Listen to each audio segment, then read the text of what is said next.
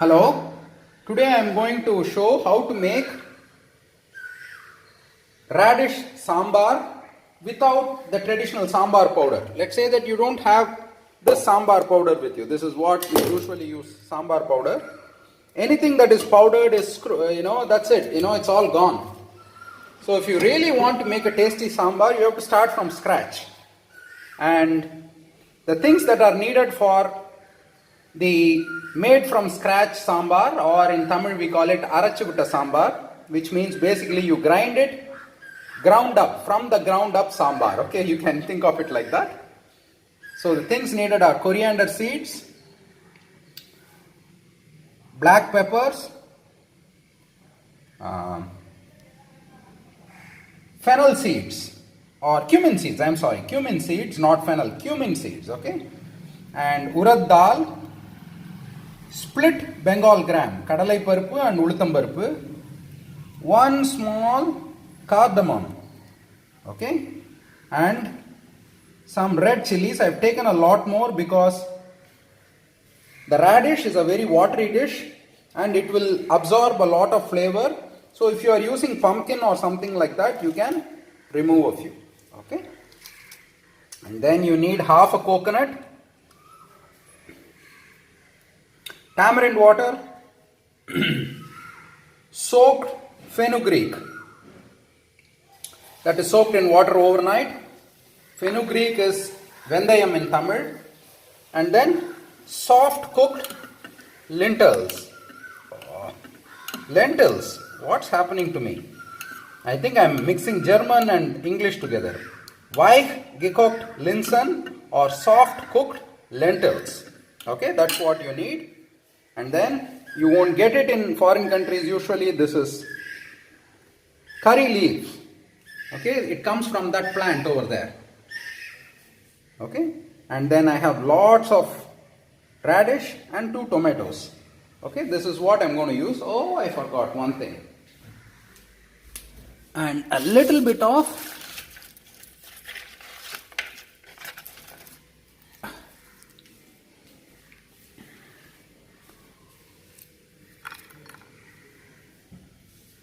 garlic.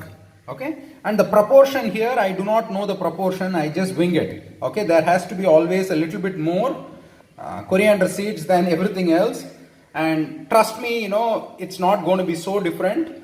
Okay, if you take only this much coriander seeds, it will suck, but this is good enough. Just make sure that you have a little bit more coriander seeds than the other things.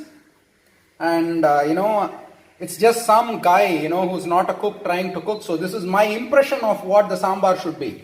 I have always watched my mother cook. I have never learned cooking. So when I try to cook, I just try to do what I think it should be rather than what it should be. So if I follow the recipe, it is boring. So just try to wing it and see how it is. The important thing you have to have when you want to cook is a good knife. Okay, a good knife.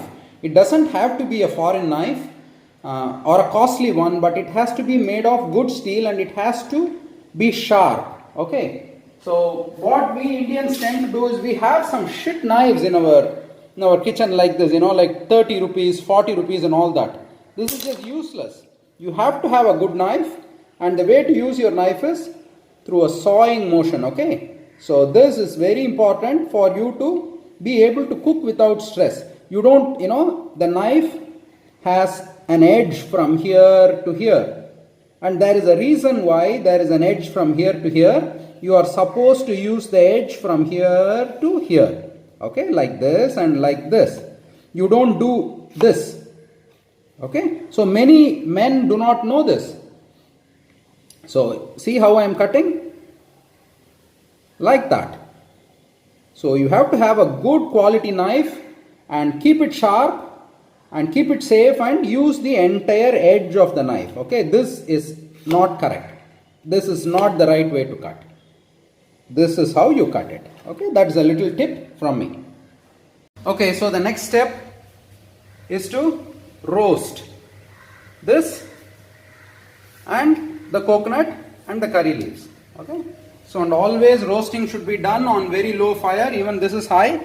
Once the pot gets hot, I will make it like that, because roasting is a process of bringing out the aroma, okay? But if it comes out too much, then it will come out of the spice and go into the thin air through the ventilator, okay? So the idea is to just make the gases and the chemicals inside the spices volatile enough so that you can taste them, but not too volatile that they fly away. So this is the idea. This is why in every video I keep saying that when you roast your spices or even cook your food, when you cook it in low flame, it always tastes better, okay? So I can feel that it is getting hotter.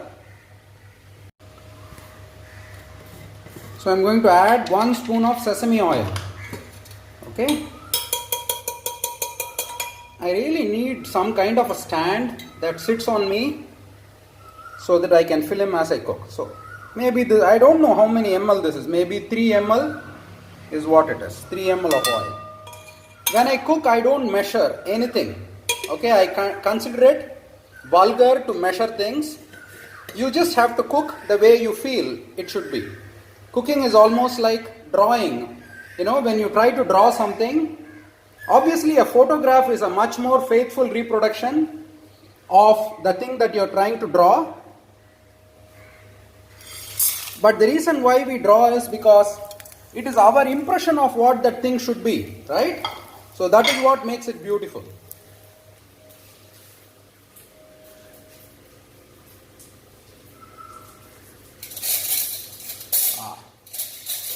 Okay. So cooking should also be like that. It is just your impression of what that dish should be, and every time it should be different. Trying to have consistency, this ISO standards and all is just boring. Every time you cook, it should reflect the mood in which you cooked it. This is my opinion about it. Okay, now I can start smelling. Oh, these spices are really good.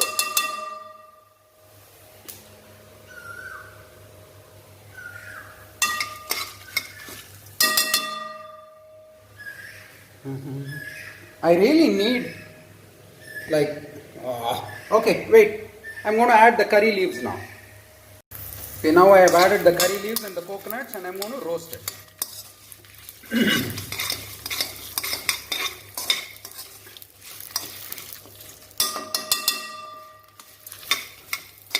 You can already see the split Bengal gram is starting to turn brown.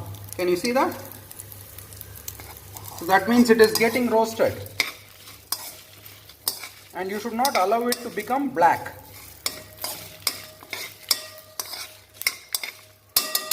And remember, the pot itself has heat. So even if you turn this stove off, it will continue to keep heating the mixture. So you should stop a little bit before it gets fully roasted and then stop the flame. Now I have transferred those contents onto the blender, and I'm going to allow it to cool. And this is still hot even though I turned it off. So I'm going to turn it back on, make it small, and then add 1 more teaspoon of oil to crackle the mustard.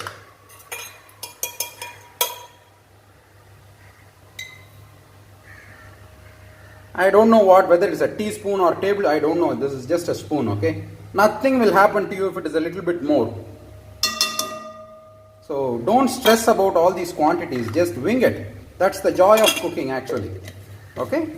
And once it gets heated up, I will start with the, where is it? Oh, is this the one? My eyes are deceiving me. Okay. The cursory mustard seeds and asafoetida.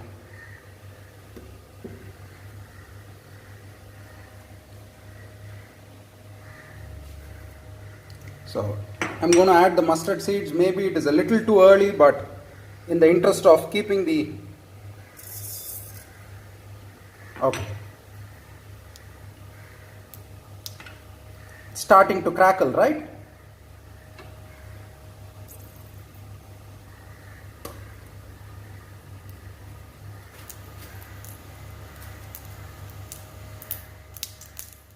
Oh, super.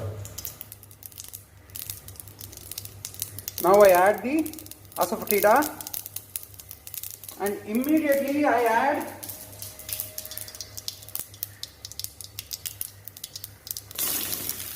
this, or else the mustard will burn. See how much radish I have added?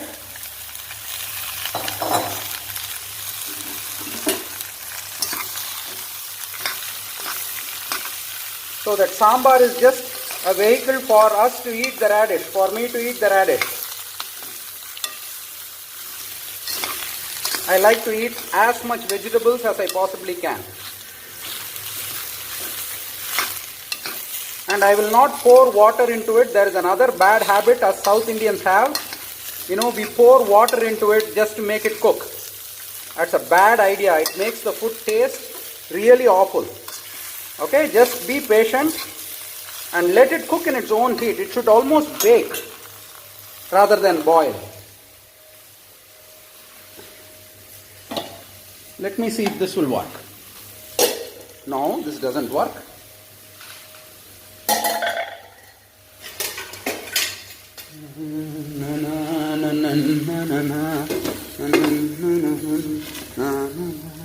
Okay, there it is. The flame is too high. I'm going to make it small. Okay, so there you go. Whenever you put something into the pan, it's a good idea to add a little bit of salt. This salt is not for taste, but this salt will break down that food and make it cook faster. So I am not adding the salt so that my food tastes good. This salt is so that the food cooks thoroughly and faster. Okay, so the point being that at the end of the dish you have to taste your dish and see whether it has enough salt. Don't think that, oh, I have added salt in the beginning so that is enough.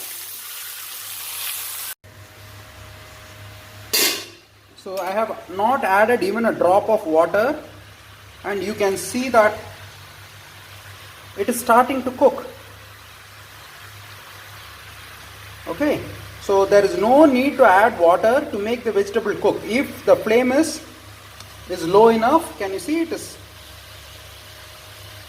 becoming translucent. So just be patient with the food, okay? Don't rush it.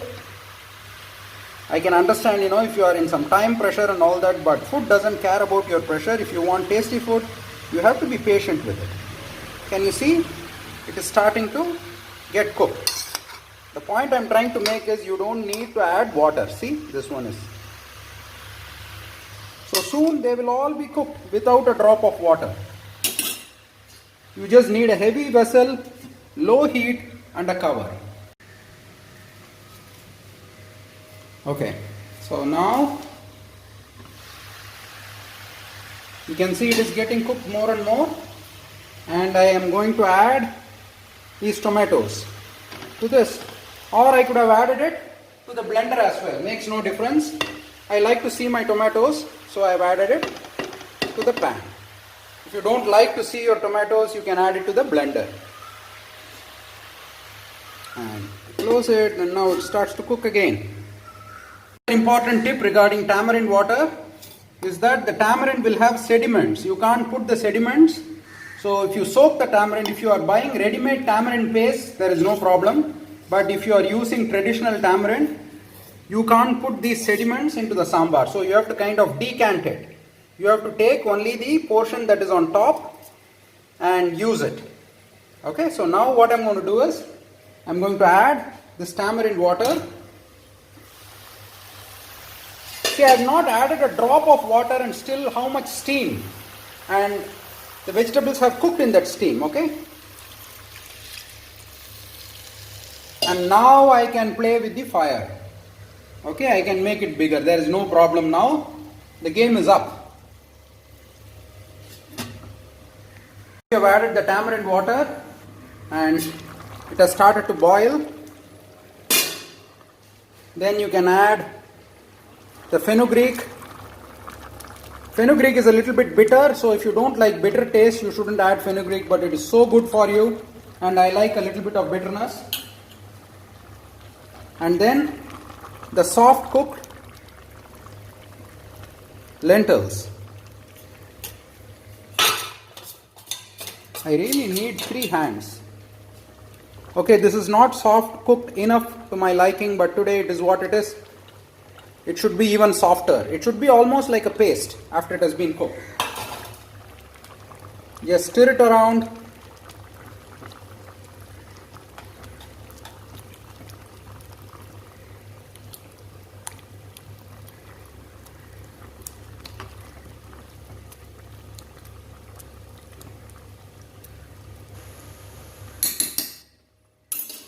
Okay, to this add a little bit of turmeric powder. Wait. Okay. Just a little bit of turmeric powder, maybe 3 or 4 grams. Even if it is a little bit more, don't worry, nothing will happen to you.